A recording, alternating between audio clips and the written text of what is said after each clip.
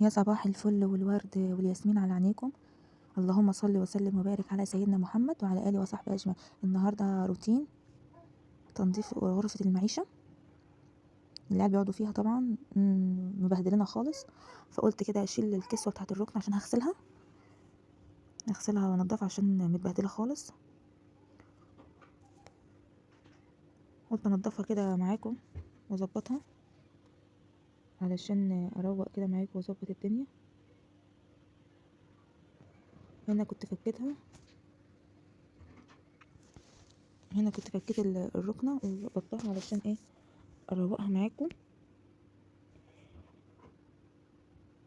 طبعا بعد ما شلت الشرط كلها هنا كده جبت المشايه اللي انا حطاها على الارض، شلتها ونفضتها عشان هكنس، وهجيب المكنسه اشفط الزاويه بتاعت الركنه دي.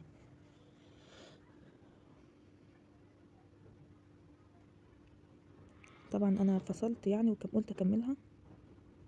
المكنسه طبعا اتفكت مني، قلت بقى افصل الفيديو واكملها يعني معاكم. هنا بعد ما خلصت بقى قلت اعمل الحاجات دي كده بالمقش، عشان في حاجات المقش ما بتجيبهاش في الركنه. وزي ما انتم شايفين انا جراها كده وقلت اكنس من تحتيها، يعني ما كانش فيها غير تراب يعني، بس قلت ايه اظبطها وكده. اللهم صل وسلم وبارك على سيدنا محمد وعلى اله وصحبه اجمعين. صلوا يا بنات على النبي في الكومنتات عشان ناخد حسنات. بس فهنا برضو نفضتها برضو بالمقشه. وهنا الحيطه دي كانت فيها شوكولاته من ايد العيال طبعا.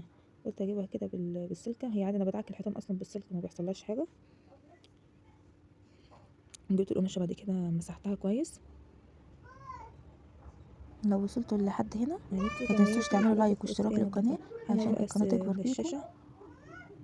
عشان القناه تكبر بيكم، كنت مسكت كده برضه وانا قلت المسحه يعني القماشه اصلا ناشفه مش موجوده عشان ما اي تبهدليش ملاحظات قولها لي في الكومنت عشان ما تحت تتحرقش. وانا هرد عليكم. وهنا كنت جبت وما تنسونيش بقى تصلوا على النبي عشان هنا ناخد كنت جبت حسنات كتير، المقشه كده وتشرفوني عشان يعني بالكومنتات جريت كده بتاعتكم. من تحت الركنه. والسلام عليكم ورحمه الله وكنست برضه وبركاته، لان مع السلامه. البتاع ده اكنس